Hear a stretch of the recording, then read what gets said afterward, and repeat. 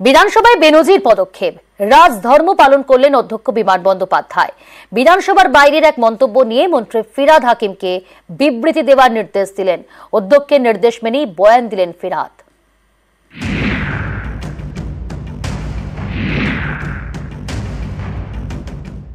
ফিরহাদ হাকিম রাজ্যের পুর নগর উন্নয়ন মন্ত্রী, কলকাতার মেয়র। সম্প্রতি এক অনুষ্ঠানে তার বক্তব্য নিয়ে বিতর্ক হয়। এ নিয়ে ময়দানে নামে বিজেপি। ধর্মীয় বিভাজনের অভিযোগে রাজ্যের বিভিন্ন জায়গায় বিক্ষোভ দেখায়, বিধানসভাতেও সুর চড়ায়। মন্ত্রীকে বয়কট থেকে ওয়াকআউট, কিছুই বাদ রাখেনি। বিধানসভার বাইরেও বিক্ষোভ দেখান বিজেপি বিধায়করা। বৃহস্পতিবার এই জট কাটাতে উদ্যোগী হন বিধানসভা স্পিকার বিমান বন্দ্যোপাধ্যায়। পালন করেন রাজধর্ম।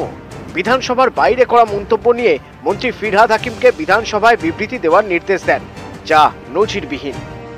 অধ্যক্ষের নির্দেশ মতো বৃহস্পতিবার বিধানসভায় বিবৃতি দেন মন্ত্রী ফিরহাদ হাকিম।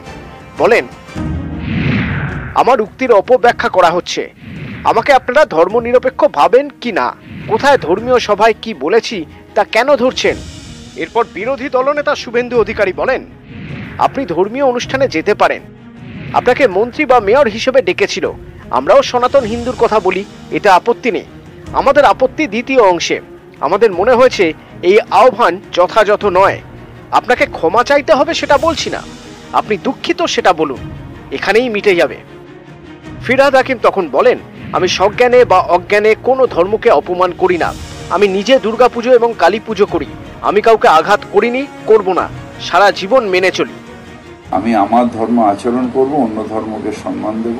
আমার ধর্মের সাথে অন্য ধর্মের কোনো ভেদাভেদ নেই। আমি ধর্ম নিরপেক্ষতায় বিশ্বাস করি, ইসলাম ধর্মকে মানি, তাই অন্য ধর্মকে সম্মান করি এবং ধর্ম নিরপেক্ষতা নিয়েই আমি শেষ নিঃশ্বাস ত্যাগ করব, এটা আমার দৃঢ় বিশ্বাস। বিধানসভায় বিরোধী মানে শুধুই বিজেপি, শাসক দল তৃণমূল। বিজেপির তুলনায় শাসকের সংখ্যার জোর কয়েক গুণ বেশি।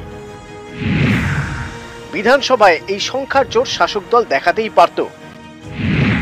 বিরোধীদের দাবি মানার কোনো চাপ শাসক শিবিরের উপর ছিল না। তা সত্ত্বেও রাজধর্ম পালন করলেন অধ্যক্ষ। বেনজিরভাবে বিধানসভার বাইরের বিষয় নিয়ে মন্ত্রীকে বিধানসভায় বয়ান দেওয়ার নির্দেশ দিলেন। পর্যবেক্ষকদের মতে এই ঘটনাকে তৃণমূল হাতিয়ার করতেই পারে, কারণ তারা দাবি করার সুযোগ পেয়ে গেল মোদী সরকার বিরোধীদের কণ্ঠরোধ করলেও তৃণমূল সরকার তা করে না। তাই বেনজিরভাবে বিজেপির দাবি মেনে রাজ্যের মন্ত্রীকে বয়ান দিতে বলেছেন অধ্যক্ষ, সেটাও আবার বিধানসভার বাইরে করা মন্তব্য নিয়ে। মন্ত্রী সেই মতো বয়ানও দিয়েছেন। দিল্লি স্পিকার, যিনি জরুরি অবস্থাকে আলোচনার পারমিশন দেন, আর অভিষেক বন্দ্যোপাধ্যায় নোটবন্দি বললে বলেন পুরনো ঘটনা বলা যাবে না। বিমান ব্যানার্জি আজকে বিজেপিকে নিজেদের ফাঁদ থেকে বের করে আনতে যে স্পেসটা দিলেন, এটা থেকে লোকসভার ওম বিড়লাদের শেখা উচিত। যখন প্রশ্ন দিয়েছিলাম যে এই ঘটনাটা হবে, তাই উনি চাপে পড়েই আজকে রাজি হয়েছেন। বাট আমরা ধন্যবাদ জানাই, চাপে পড়েই বলুন কি এমনিই বলুন, উনি অন্তত ক্ষমার মনোভাব ওনার কথার মধ্যে ছিল, তার জন্য আমরা। নিউজ 18 বাংলা।